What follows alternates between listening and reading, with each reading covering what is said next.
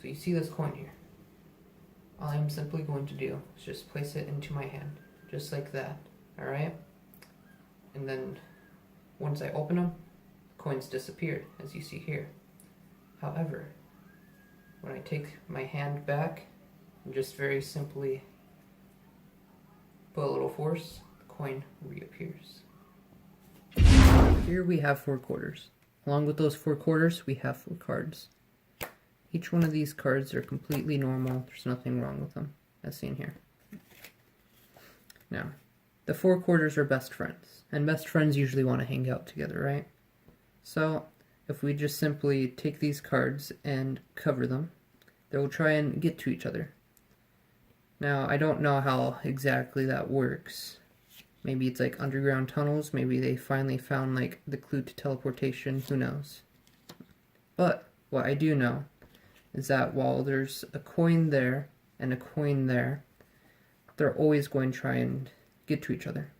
So, just simply covering it and rubbing this card in, just like that, you'll see one of the quarters has transported.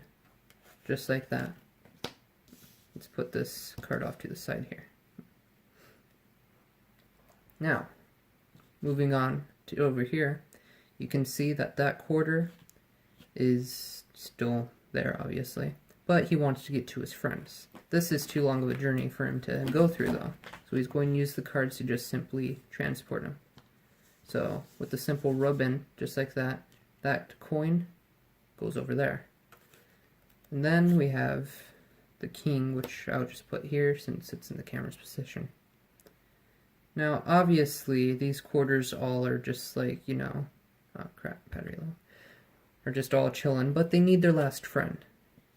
So, just yet again, covering these up and rubbing in the last coin, just like that, you can see the last coin. First off, pick a card.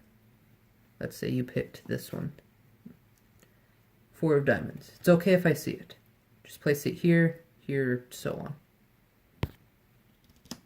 So you've placed it there. Alright.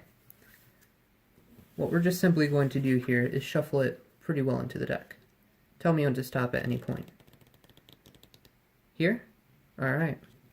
Put the card on top, please. Alright. Then as you see, completely flat, no tricks. What we're just simply going to do here is split through the deck. How many times would you want me to split through this? 3? Alright. So just a simple 1, 2, 3. Just like that. Along with that, we're also going to shuffle this. Just like that. And I'd like to ask you, just tell me when to stop. Right here? Very well. Now, have you ever heard of what's called the Sloppy Joe Shuffle? It's not used very often, but it's something that's done in Las Vegas sometimes, within like very few circles.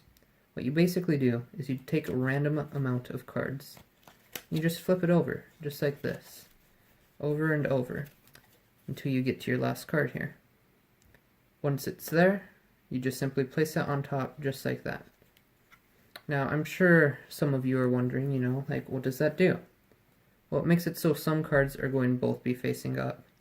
Some cards are going to both be facing down.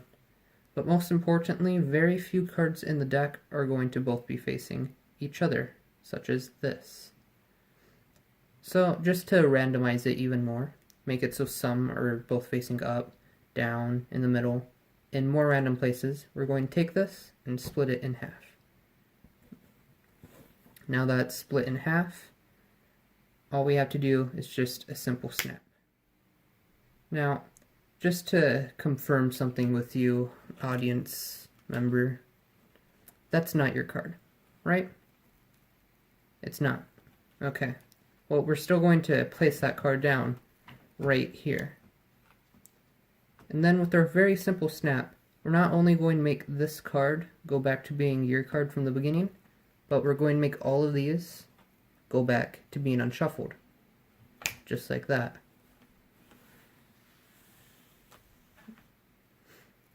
And voila! all of them are back to being unshuffled, because everything went back to time when this was your card.